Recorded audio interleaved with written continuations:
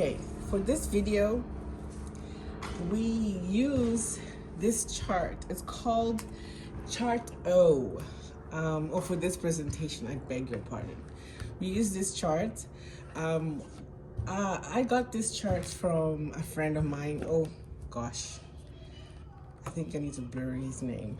Anyway, I got this chart from a friend of mine who donated them to me, and I'm really grateful to him. He knows who he is. Thank you so much.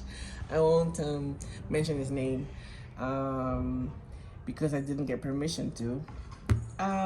And you can buy this chart off the AMI website, or you can just make it in your own home.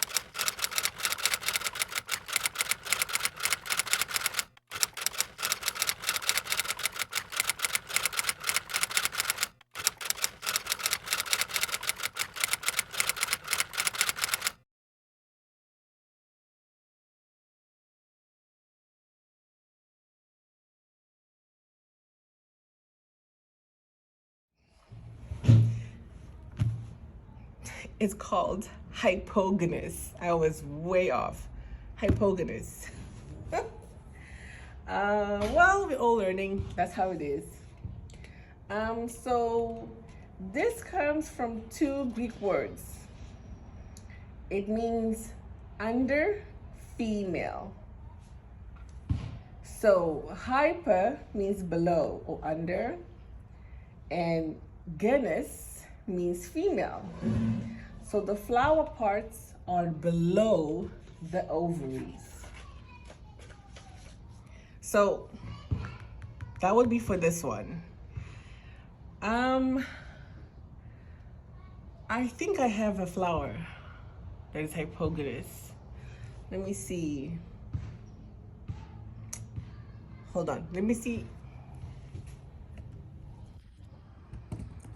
Okay, so I do. I have a flower that's hypogonus, and that would be the tulip, right? So if we had to dissect this flower, and I don't know if you can see, let me see if I can get it.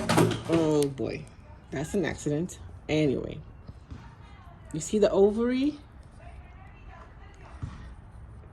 There's the ovary. So the calyx, well, you know, the tulip doesn't have a calyx, but it would be at the bottom. And here are the petals. So this is an example of an hypogonous plant. So in the middle of the chart, we have an example of a plant or a flower that is called, I better look this up. I better look up how to pronounce this, because I'm gonna make a blunder. So I'm gonna look it up. Okay, so I found out. It's called Perigenes. And in this flower, the parts are around ovary. The word Perigenes comes from the Greek. Peri means around. Genes means female. So the position of the flower parts are around the ovary. And that would be this one.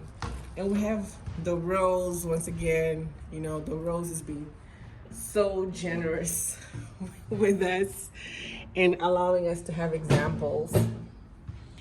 And once again, I'm going to try and bring it close to the camera. And if we had to dissect it, open it up.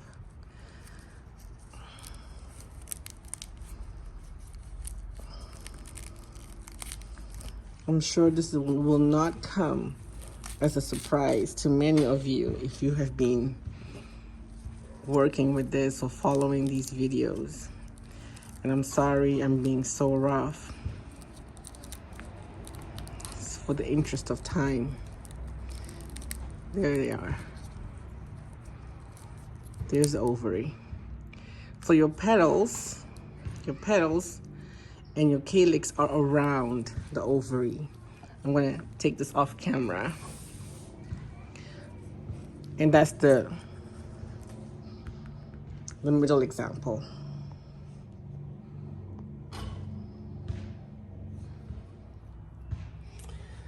The last example is what's at the bottom of the chart. Hi, Fatima. No one is knocking at the door. Could you please? Yes, Myra misses you. Please go back to Myra. No one did it. But Myra wants to know where you are. I think you did it. Oh, sorry. Right. Back to this work. The last example is the Perigenes one. This one. And in this case, we see that the flower parts are above. They're above the ovary. Epi comes from the Greek and it means above. And genes, we've been talking about this. It means female. So in my notes, I have, daisies can work for this one. Sunflowers can work for this example. Daffodils can work. Orchids can work. I don't have any of those, but I have this one. And I don't know what this is.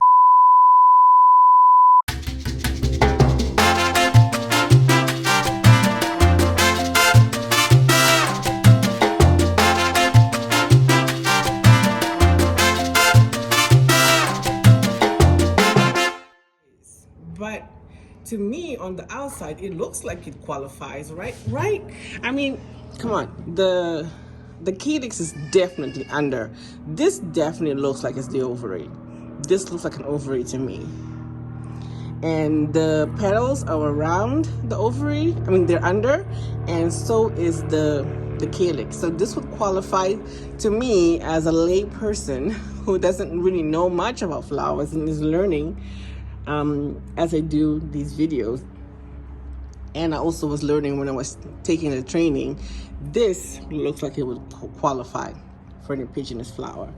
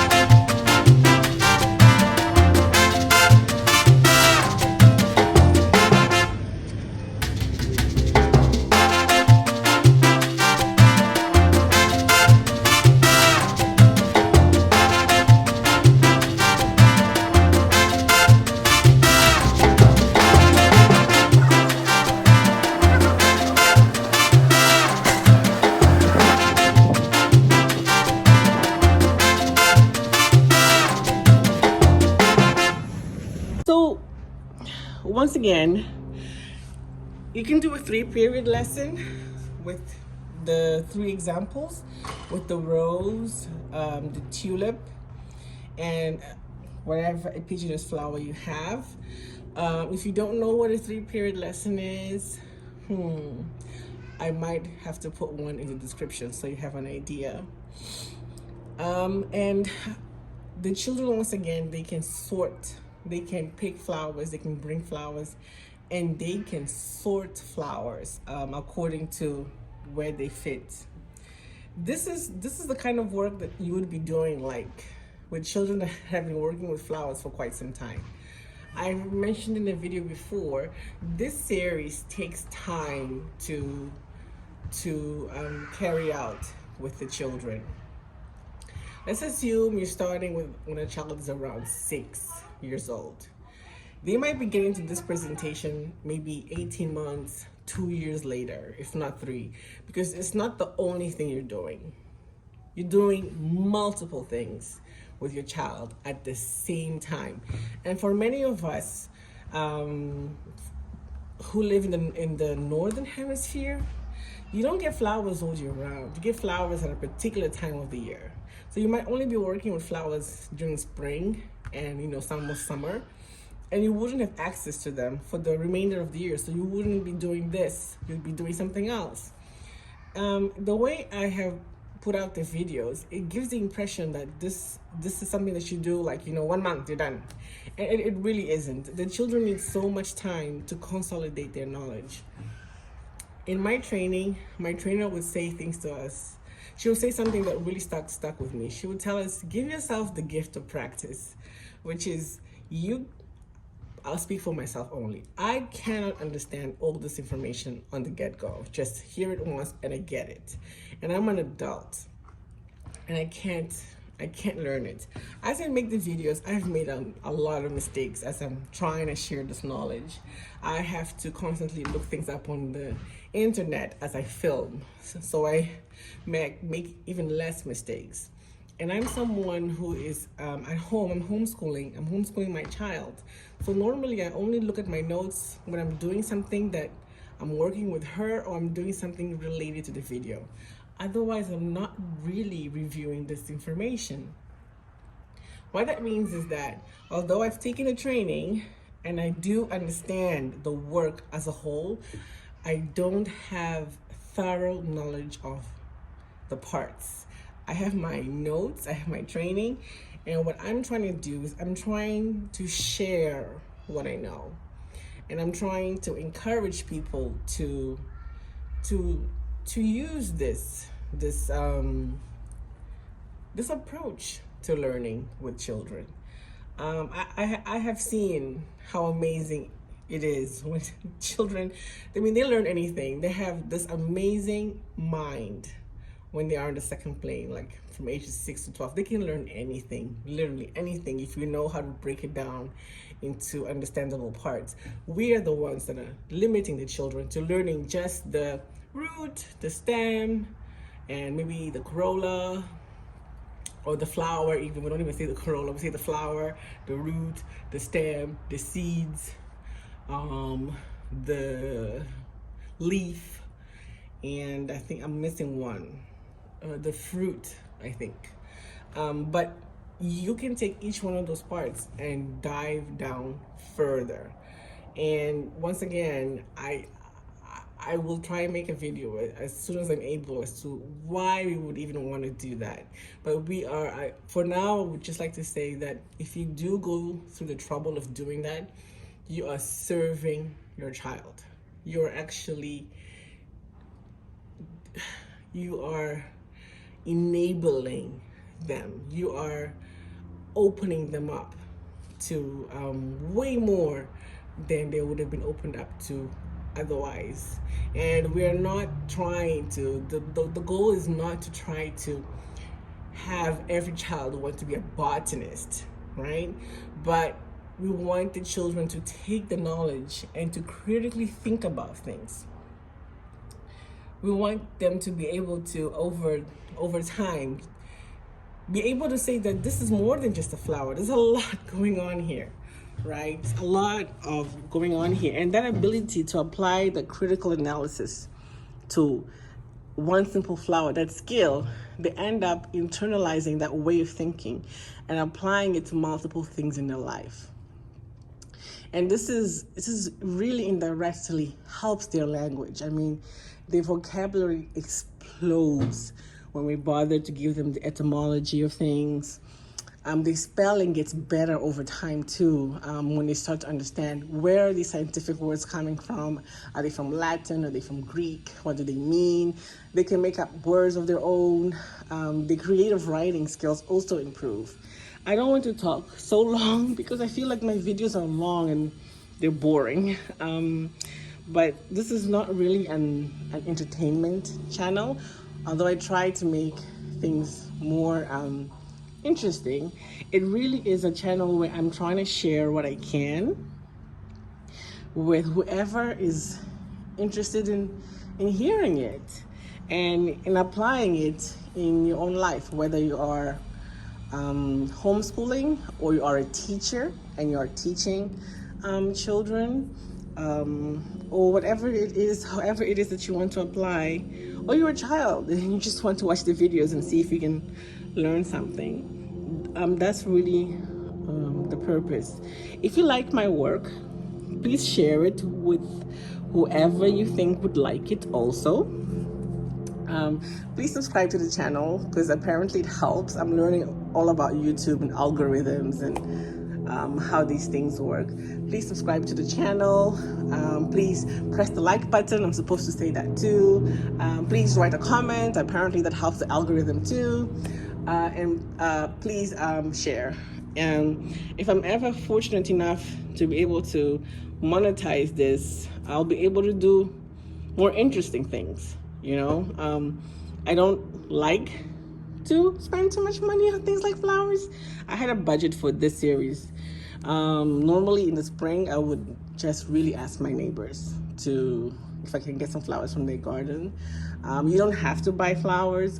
You can have them from your own yard. You can have them from other people's yards. You can grow them. And I really hope you like this. May peace be with you all. Assalamu alaikum warahmatullahi wabarakatuh.